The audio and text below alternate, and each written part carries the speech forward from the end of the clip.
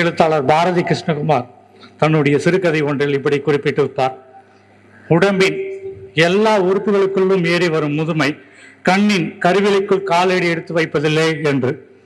என் 10 வயதில் ஜோலார்பேட்டையில் பார்வையாளனாக ஒரு ஓரத்தில் நின்று பார்த்த ஐயா சுபைவை அவர்களை இன்று அவர் இருக்கும் மேடையில் நானும் ஒருவனாக இருப்பது எனக்கு சந்தோஷமான ஒரு மகிழ்வில் தரக்கூடியதாக இருக்கிறது.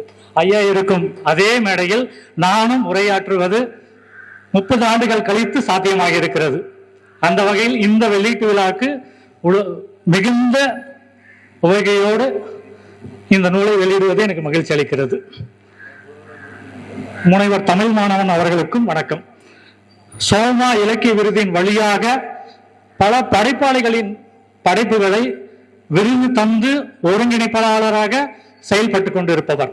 பல படைப்புகள் இன்று முகம் தெரியாதவர்களுடைய படைப்புகளை கூட மற்றவர்களுக்கு எடுத்துரைப்பவராக இருக்கிறார்.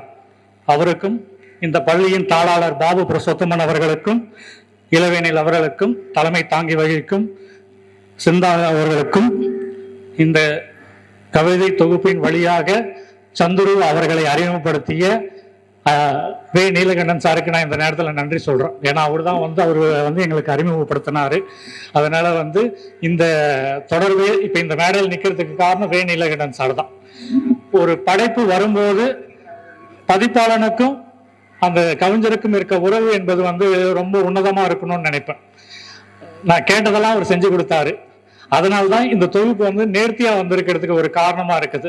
எதை கேட்டாலும் சரிங்க பண்ணிடலாம், ஒரு புகைப்படம் மாத்தி கொடுங்கன்னாலும் சரிங்க பண்ணிடலாம் அப்படின்னு சொல்லுவாரு. இந்த தொகுப்பு இந்த நிகழ்வில் வெளியிடுறது எனக்கு மகிழ்ச்சி. ரொம்ப நாள் கழிச்சு வடசென்னை தமிழ்ச்சங்க மன்னன் இளங்கோவை சந்திக்கிறேன். அதற்கும் சேர்த்து நன்றி சொல்லி இந்த நிகழ்வு வந்திருக்கும் அனைவருக்கும் மெய்நிழல் பதிப்பகம் சார்பாக மனமார்ந்த நன்றியை தெரிவிச்சுக்கிறேன். நன்றி, வணக்கம்.